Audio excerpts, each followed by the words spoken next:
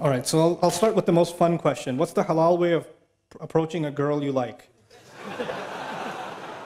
You would think that, if the Sahabi saw a woman from a mile away, he went the other way and made istighfar the whole night. No, it wasn't like that. They interacted with each other, they talked to each other, they worked with each other, they were in business partnerships. All kinds of interactions happened between men and women, but with principles. It was respectful, it was dignified. And when a companion, when somebody liked somebody else, you know what they did? Here's the astaghfirullah part. Here's what they did. Hey, I like you. Want to get married? And she'd say, maybe, talk to my dad. He'd say, okay. And then you go to the dad and say, hey, I like your daughter. And I talked to her, she's not entirely opposed to the idea. Is it cool? And he says, let me talk to my daughter.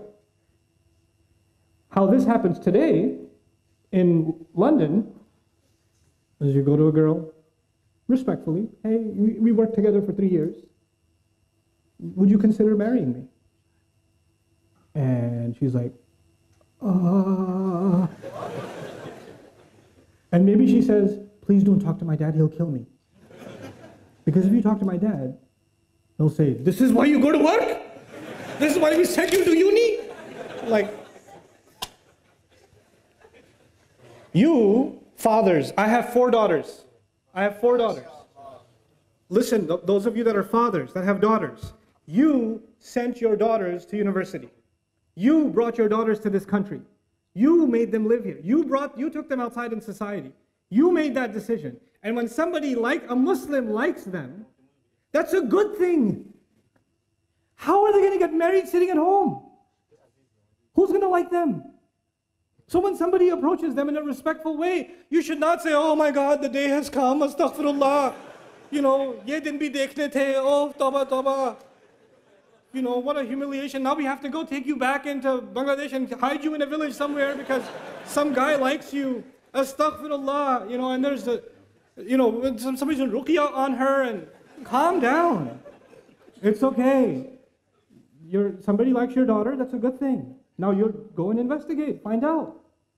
It's completely fine. The only rishta mentioned in the Quran, the only approach mentioned in the Quran is that of Musa alayhi salam in Madian. He was by himself, Musa was by himself. And these girls were by themselves working outside. And he went up to them and helped them out. And the girl said, he's kind of nice. And she went back to her dad and said, hire him. Which means, come on, dad. And that happened. And the girl said, I like the guy. That's actually what happened in the story of Musa. Musa didn't propose, the girl proposed. And the father can't propose unless he has the approval of his daughter.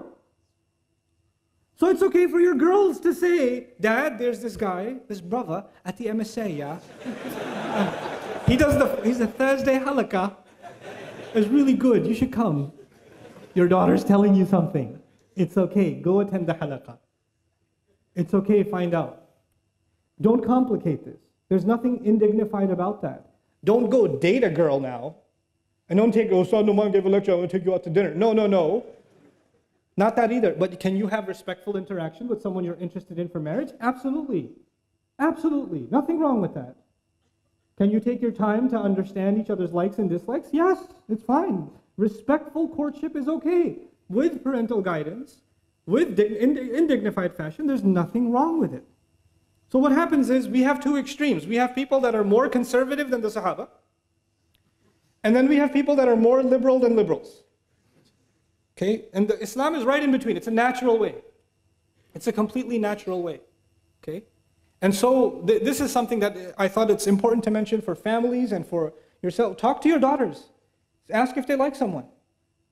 Don't create between fathers and daughters, there should be open communication. They should not be terrified to tell you that they're interested in somebody. Don't force them to marry someone they don't want to. Don't force your daughters and tell them, if you don't marry this one, who's going to come and marry you? And we already said yes to them. Don't humiliate the family and say no now. Those kinds of nikahs are haram. I will say it, they're haram. You cannot emotionally and psychologically force a girl to get married under family pressure. That is batil. And that happened at the time of the Prophet ﷺ. And the Prophet ﷺ considered those nikahs batil. They're invalid nikahs. الشمس يا أمي بجانب تلنا الأخضر، أنا وعدت أصحابي هناك الموعد الأكرم. مغيب الشمس يا أمي بجانب تلنا الأخضر، أنا وعدت أصحابي هناك الموعد الأكرم. إذا جاء النداء قيل حي على الفلاح، نداء الحق لبيت ولربي أصغيت.